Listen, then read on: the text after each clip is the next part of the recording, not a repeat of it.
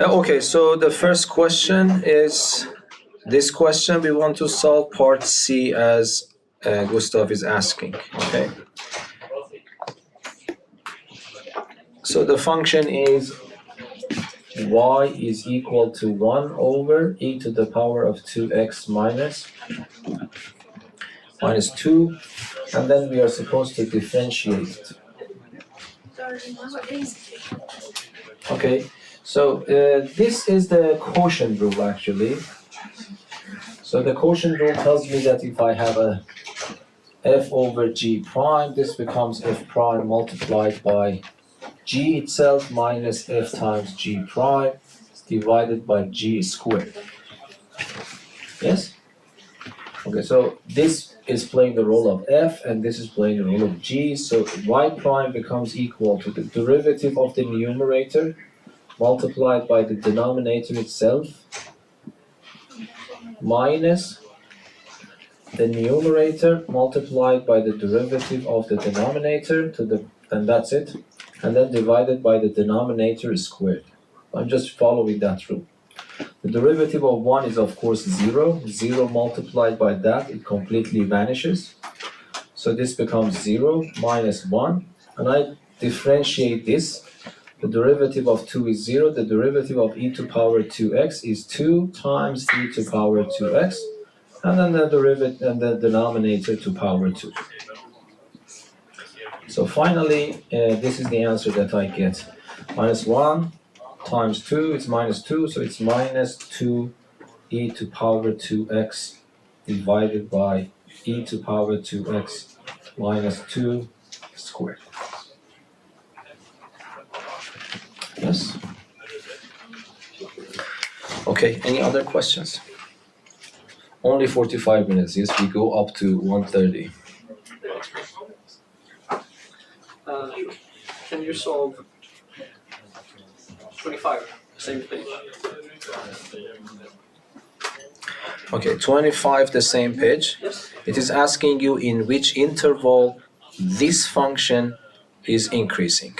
Yes. Okay, so this means that we need to differentiate the function and the derivative should be positive. Yes? So the first thing that I do, I write my derivative, I write my function here.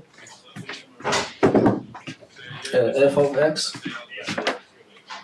is equal to ln of 2x minus 0.5x squared. I can make this a little bit darker. Okay, so we differentiate the function. Okay, the derivative of ln of u, of course the derivative of ln of x is in the formula sheet, but you need to understand the chain rule version yourself. The chain rule version is the same thing, but you need to multiply by an extra u prime. So now this is playing the role of your u. So then it becomes 1 over u multiplied by the derivative of u. And then the derivative of this one, 2 goes down. Yes.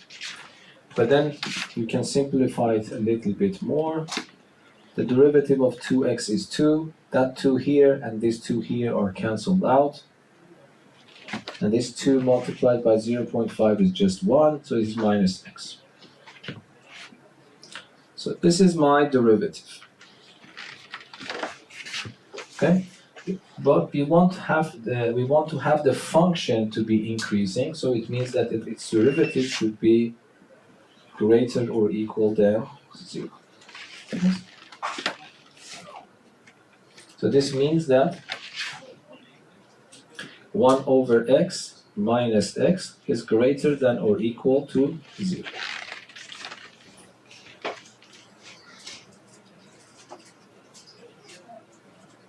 Okay, so this is an inequality. Be careful here, even though I always tell you that I hate fractions, I get rid of them, not here. Because I cannot multiply by x, because I don't know if x is positive or negative. If x is positive, that's okay, but if x is negative, I have to flip the sign. Because I don't know, I will not be able to do that right at the time. So either you can consider two cases, or you need to find another way to solve it. Yeah, this part is a little bit harder for you, I think. So what you do, you take the common denominator here. I take x here, x to x one time, so that is 1. And then this becomes minus x squared, yes? Because I give the denominator 1 and take the square root, it becomes positive.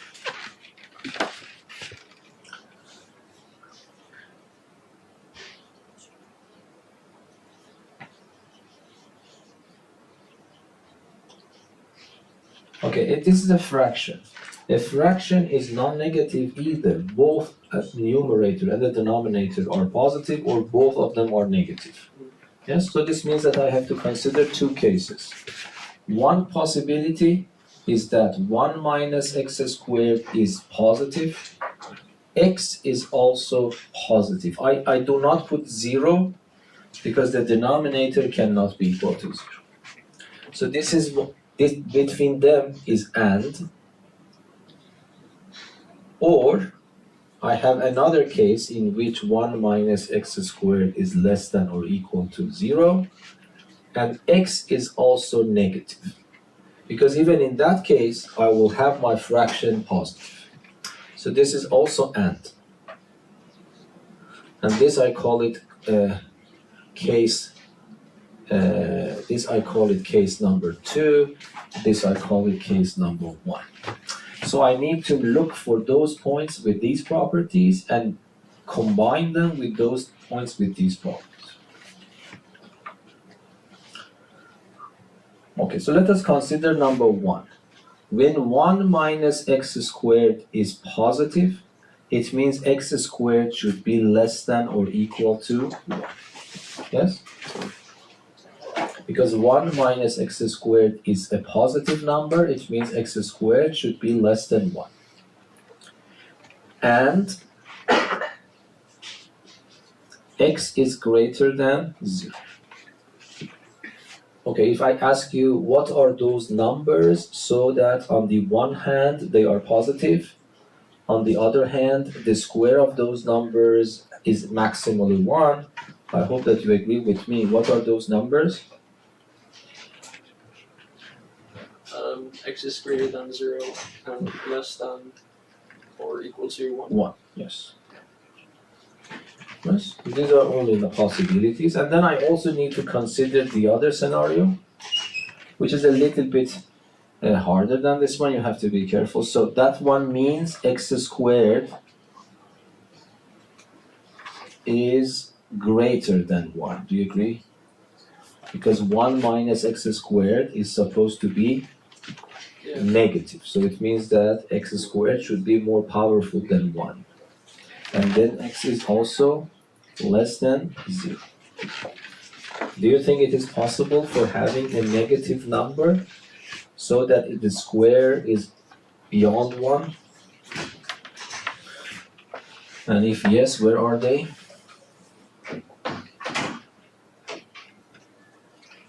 Definitely we have. For example, negative 10. Negative 10 is negative, and then I squared is 100.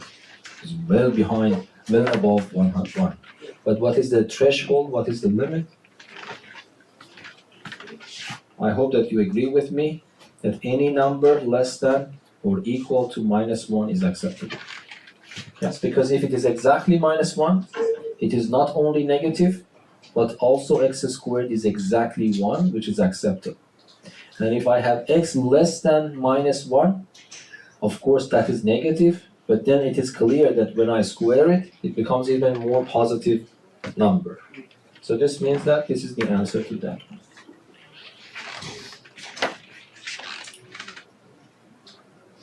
But between these two is or. So what does it mean? It means that for having this function to be... Oh, okay, I'm sorry. I missed. So that is wrong. only the first part is correct. Why is that? Can you tell me? Isn't the function undefined? Yeah, exactly. So that we don't need even to consider that one. Thank you. Because I forgot about that. I am talking about this function. Yeah. So this function x cannot be negative at all. Yes. So that was my bad. So the first everything that I have done is correct. But let me write here that everything is correct. Okay. But let me clean this one. And I would say this is not possible.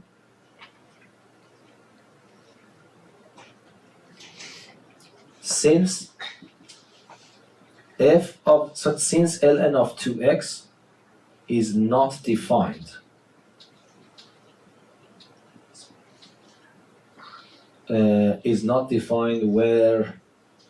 when x is negative.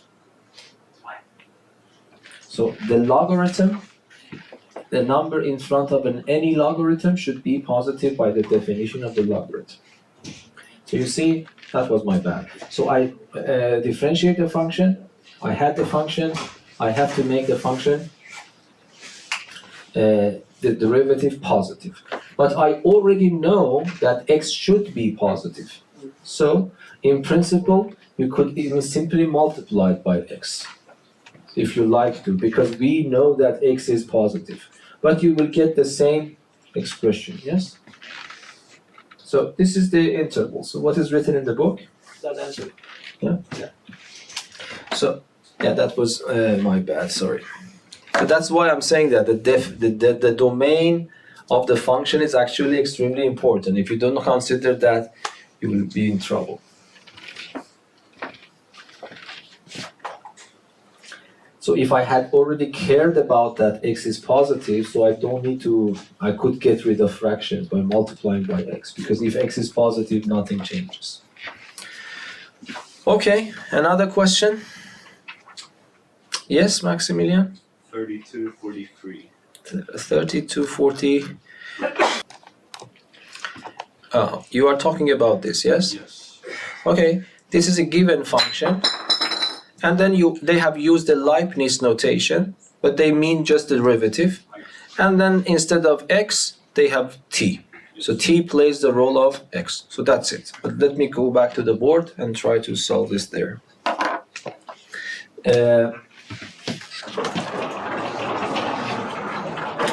So y is equal to what? The first one is negative. E to the power of 2t minus e to the power of minus 2t. And then divided the same thing, but with the positive sign in between. Yes, am I right? Yes. Okay, so if you want to calculate the derivative, it is still on the board, hopefully. Let me see. That is the quotient rule again. Yes, the quotient rule is up there. So this whole thing is playing the role of f there, and the whole thing here is playing the role of g. So I will follow that formula after. So the derivative is the derivative of the numerator multiplied by the denominator itself minus the numerator itself multiplied by the derivative of the denominator, and then the whole expression divided by the denominator squared.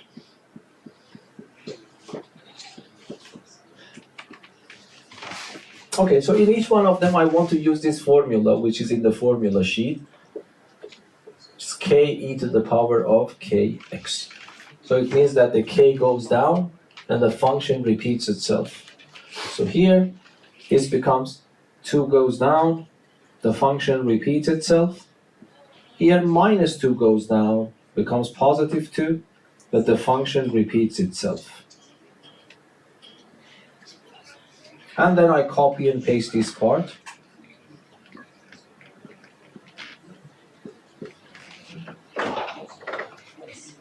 And then minus this one. And I do the same thing here. So 2 goes down, the function repeats itself. Minus 2 goes down, the function repeats itself. And then everything divided by this to the power of 2. Differentiation is actually finished here. They haven't mentioned to simplify.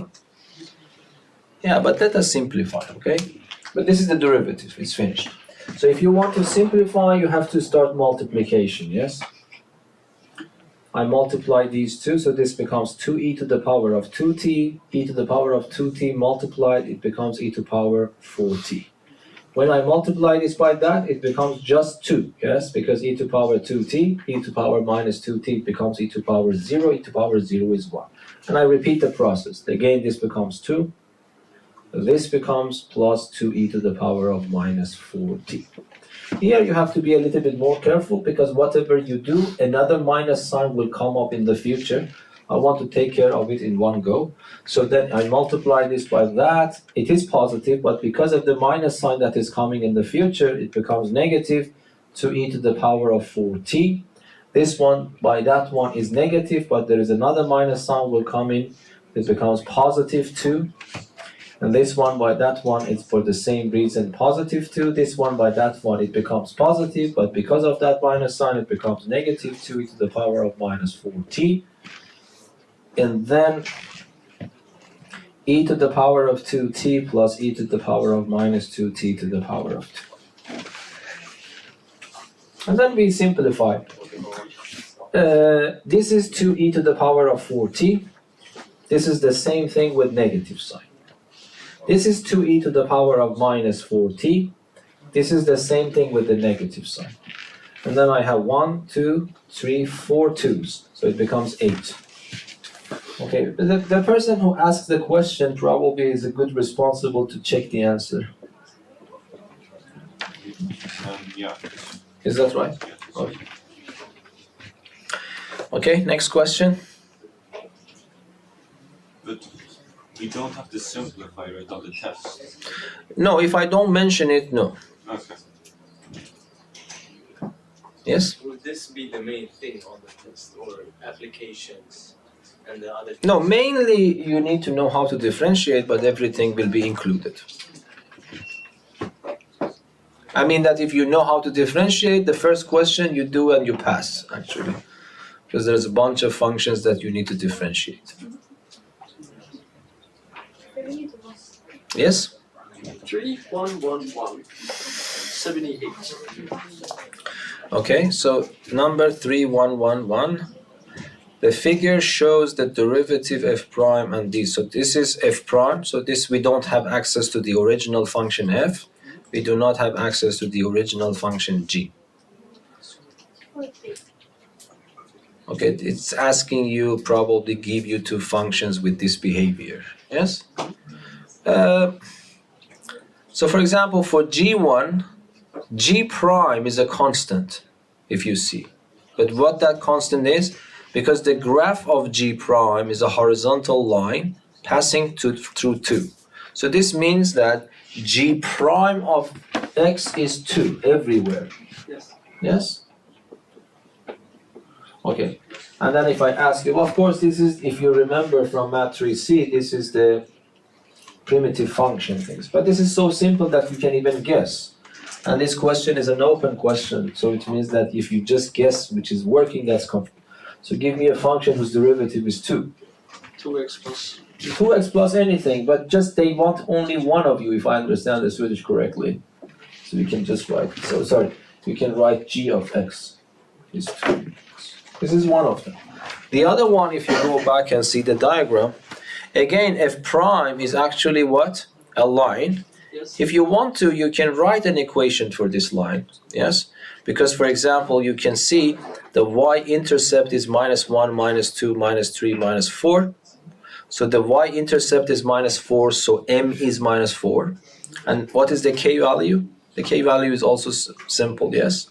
So if you go 1 unit to the right, then it goes 2 units up, yes? So the k-value is 2. So this means that f prime of x, the k-value, what did I say, is 2. And the m value is? Minus 4. Minus 4. That's it. And then they are asking you, can you give me a function whose derivative is something like this? This means that again primitive function, yes? So f of x means what? Can you give me a function whose derivative is 2x? X squared X squared. And can you give me a function whose derivative is minus 4? minus 4x. 4x. And then of course you can add any constant, with the simplest one is 0. So I would say that this is the answer to the problem. You can also check it, but might be I don't know the Swedish part. So what is the meaning of this one? This word? Give an example. Yeah. Give an example. So that's an example. Okay, any other questions?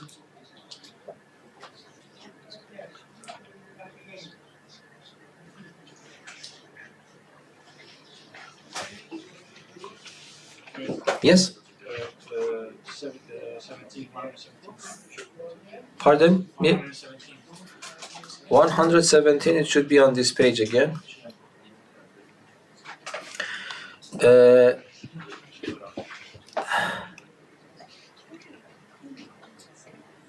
Okay.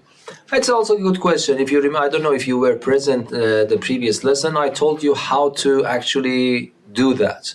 Going from the graph of the derivative somehow to the graph of the function. But also you see they have, and I told you that there is no way for you to adjust the height unless you have an extra piece of information, and this is given to you now. So in principle, we should be able to do that. Okay. So again, this question, it shouldn't be based on guess. So might be you say that, okay, I know this is a parabola, so let me try to guess its form to be able to find the function itself. This is not acceptable in these kinds of questions, and a skissa probably is the translation for English a sketch. And a sketch means that you need to qualitatively try to understand, not precisely, okay? Okay, so first of all, let me give me a little bit of time to be able to draw this here. What pieces of information I have on here. So I have a parabola which is passing from -3 here, and this point is 2 and 1, yes? Yes. And this point is -2 and 1, okay. So we go here.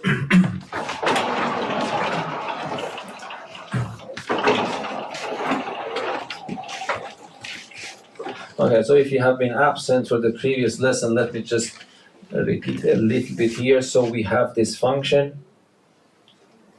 It is -3 here. And then, what was that? It was 2 and 1. Yes. This is another point, and that is -2 and 1 again. That's another point. So this is a parabola passing through these 3 points. But this is not the graph of the function. This is the graph of the derivative of the function. Yes. Okay, so if I ask you,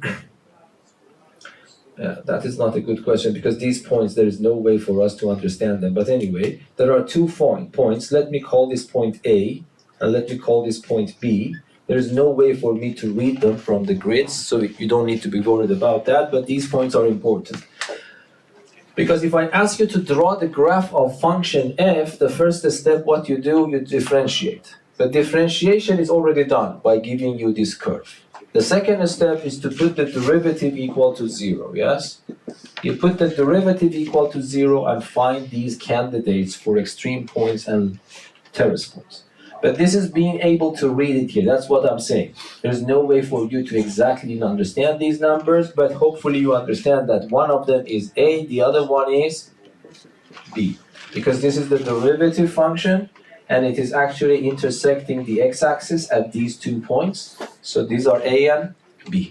And then I want to know if they are local extreme points or terrace points. Do you remember? We draw a table sign. So this is x, this is f prime, and this is f. And now here, A and B in ascending order. A is smaller, B is greater. And then these two are 0. Now, if I am on the left-hand side of A, it means that this is my border. On the left-hand side of A, the derivative is this one. This is the derivative. And it is above the x-axis, so the derivative is positive. When I go to the right-hand side of A, the graph of the derivative goes below the x-axis, so the derivative is negative. And when I reach here, again, you see on the left-hand side of B, it is automatically below, so it is again correct. It is negative, consistent. But when I go beyond B, it is positive. Okay, so this means that this goes up, and this goes down, and this goes up. So this point here corresponds to a local maximum, yes? And this point here corresponds to a local minimum. So if I want to draw that, so it means that if I want to understand this, the curve, the original function, the graph of the original function here is a maximum type, and the graph of this here is a minimum type. Yes? So if you want to draw the graph, which is this one maximum and this one is minimum, you have to do something like this. Yes? Because you cannot have, in this case, you cannot have your minimum higher than your maximum. Because if this is going to happen, you need to have another one. But there is no other ones. Okay? So this is the scenario. So this means that my curve should look like this, but here they have told you that f of 0 is also 0. If you look at the question, there is an extra piece of information here that f of 0 is 0. So what does it mean? It means that the graph looks like this, but it should also pass through the origin because f of 0 is 0. So it means that this is my graph, yes? So let me just draw it something like this. It goes to the up. So here I know that somewhere on this line maximum happens, and I know that somewhere on this line minimum happens, and then I know that the graph should pass through the origin. So something like this. So I don't know. The graph of the function should be similar to this. Yeah, is that clear? Yeah. Okay. Other questions? And you take the question after. Okay, so after that, this is telling you for which value or values of x. This is just a Leibniz notation for the second derivative. So it means that we have to differentiate this function 2 times and then equate it to 0, find x. I really recommend you do not use the quotient rule because quotient rule is complicated. Don't use that if you can avoid this. Of course, you can use the quotient rule for this part, but 1 over x can also be written as x to power minus 1, which is easier to do here. So I will do this strategy. So here we have a clean part here. So the function is given to be y equals to 5x minus x squared plus 1 over x. So for simplicity in the future, this is why I prefer to write this. Yes? So this is the function yet. That's my function. Okay, then what do? I differentiate it. Once it becomes what? 5 minus 2x. Minus 1 goes down. And then minus 1, which is minus 2. Yes? This is the first derivative. And then I take another derivative. So this becomes 0. This becomes minus 2. But minus 2 goes down. It becomes plus 2x to the power of negative. This is exactly, so if you want to write y double prime in Leibniz notation, you write it in this form. So when they say this, they exactly mean this. So then you put it equal to 0, then it means this expression is 0. And I need to find x. So what I do, for example, I move this 2 to the other side, and I divide by 2.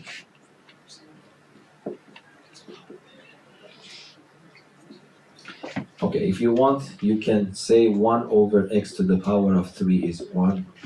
So this means x to the power of 3 should be 1. And then finally, there is only one answer. So x is 1. Yes? Is that right?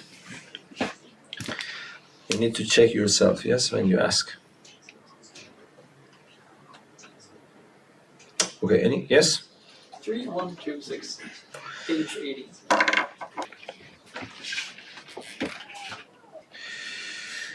So this question, did I translate it correctly? Yes? Determine those points Yeah. or the point, only one point probably, I don't know. Det är punkter, det är plural. Plural, okay. Those points on that the tangent to this curve is parallel to this line. Okay? Okay, so the function is a third-degree polynomial. And the line is given to you to be 2x minus 3. Okay, so you need to go to a scratch work here to understand what the problem is. So this is just a line. By the way, you don't need to do anything precise. So you have a line, this line, and then you have a curve, this curve. Yes? And then you can see that I can have different points and I can have different tangents. One of them, or probably some of them, are parallel to that one. So that's the goal. You really don't need to bother yourself about precisely drawing things. Yes? Okay, so I need to find a point on the curve. So I don't know that point. This means that the x-coordinate of the point on tangency, for example, is A. But what is the y-coordinate of the point of tangency? What is that? It's a good question, by the way. What do you write for the y-coordinate for the point of tangency? 2a minus 3. Yes, that is a good, because usually in my teaching, we put this in the function and get the height. This is not wrong, because this point lies both on the curve and on the line. Yes? But if I want to put this in the equation, I will get this one with x replaced by a. If I do it here, I will get this one with x replaced by a. Algebraically, this one is simpler than that one. So I want you to understand. So if I write 2a minus 3, that is also not wrong, or might be. Can I do that?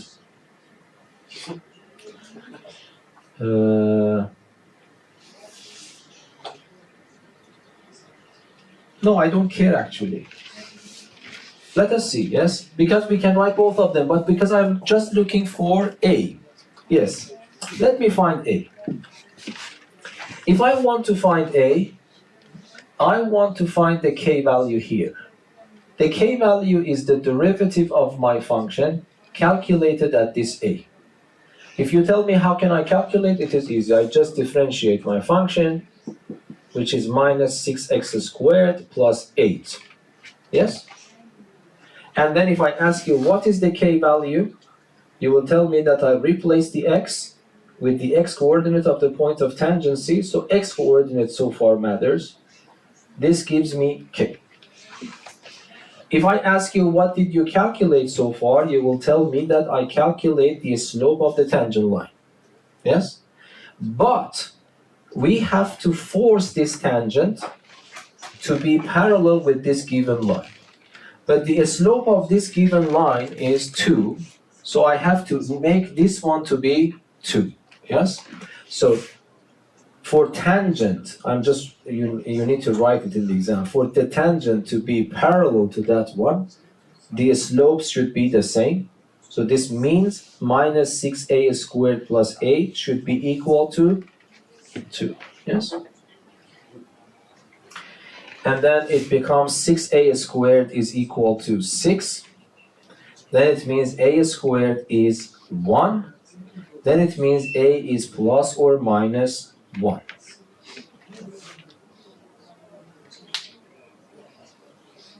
Yeah. Okay, but they haven't asked you about they have asked you about the points on the curve. So this is just the x-coordinate of that point. But how many points we got? We got 2 points, yes? So 1 point is when I choose A to be 1. I put it there, so it becomes 1. So it was not complicated, because when it is numbered, it doesn't matter if you put it here or that. Yeah. The difference is not that big, yes? So you put it here, it becomes minus 1. Let us check. But it doesn't work here. No, so that is so that is my bad. Yes. So we have to don't get confused. You have to put it here. Yes. So let us stick because today I'm tired. My brain is not functioning well. But anyway, let us not deviate from what we told. Whenever I want to give you the tangent line, you put it back there. Yes. So you put it here. What is the answer? It's 1 plus 8, 9 minus 2, 7. Yes? Yes? And then the other one is minus 1. If I put minus 1, this becomes minus 8 plus 2 minus 6 plus 1 minus 5. Is that right? Can you check the answers?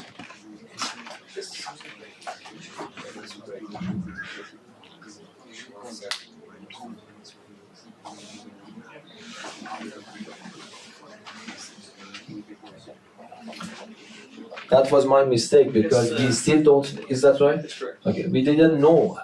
So that works when we already know the tangent line. We don't know the tangent line because we want to adjust these points so that the tangent line becomes parallel to this one. So this is the case. This is why 2a minus 3 was wrong. Yes. And I don't know why I deviated from my own rules. So whenever you want to find the point on the curve, you have to give it to the curve, not to that one. Anyway. Okay, hopefully you understand it now. Okay, so I think it's enough. I'm just actually going to die today. No. Yes, yes. Yeah, you can actually work on yourself, and you don't have any lessons with me before the exam. No, we do. Math 5, yes. Okay, might be we can also give you time to do something there. Okay, any questions? Yeah. Thank you.